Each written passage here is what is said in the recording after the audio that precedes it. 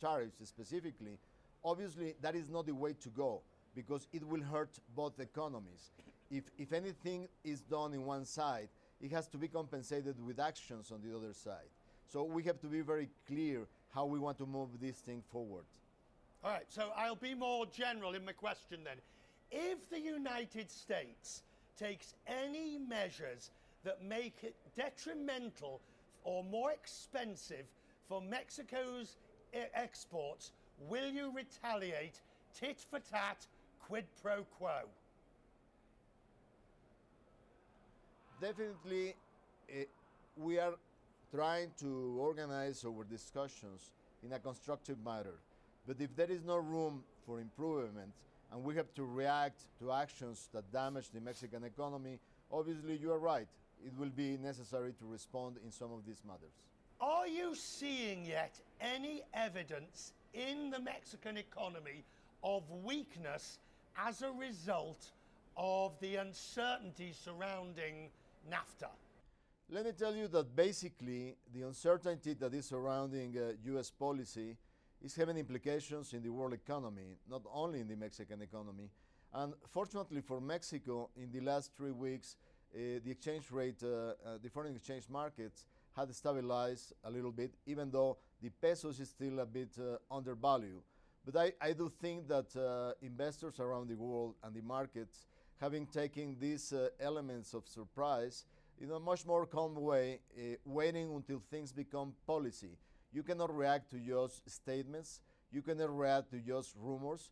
You have to really react to what is really going on when things become policy. And with that in mind, you obviously are now building new trade links to Europe. You'll obviously be considering a post-Brexit deal with the United Kingdom. Is it, I mean, it's going to be almost impossible, though, to replace the benefits of a NAFTA. But you are clear, you've said, Minister, you would walk away rather than have a deal less than you've got at the moment, correct? That's the case, and then let me explain you why is it so important. Mexico today is a very vibrant democracy, and I have a Senate where my party does not hold majority. I cannot come back home with an agreement that will not be a win-win-win situation for the US, Canada, and Mexico, because I have a Senate that is a plural Senate with many different political parties that has to ratify whatever deal I bring back home. You know, I'm thinking about it in, if you like, in the most extreme terms, and I understand, sir, you're hoping for the best. But if you're hoping for the best, you must be planning for the worst, and that means a life without a NAFTA. Let me explain something very clearly. It will not be a life without a NAFTA, because the worst case scenario is the US triggering Article 2205 of NAFTA, which means the US leaves NAFTA. Canada and Mexico will remain in NAFTA.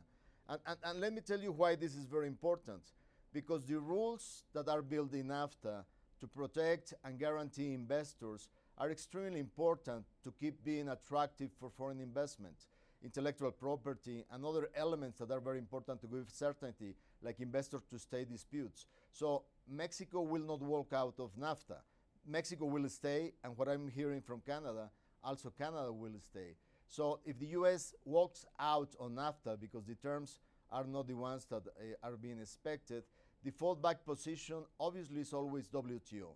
And we have to live with the most favored nation tariffs and keep on trying to do trade with the US in those terms. Final question, sir. Final question. Are you frustrated by the situation? Look, I covered NAFTA back in the 90s. You negotiated NAFTA back in the 90s. Did you ever think you'd be in a situation like you are now? Not just with amending it, but actually having its very existence questioned? Well, let me tell you that what I'm hearing today from the US administration is not the extreme possibility, but to find ways how to make it better for the three countries. And I'm very hopeful that we'll be working in that direction. But yes, I have to agree with you.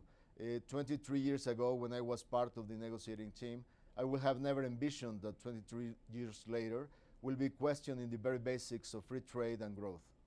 Minister, I know you've got another interview to do. I'm very grateful, sir, that you've spoken to us today. Thank you, sir. A great privilege for me to be talking to you. Thank you. Thank you, Richard.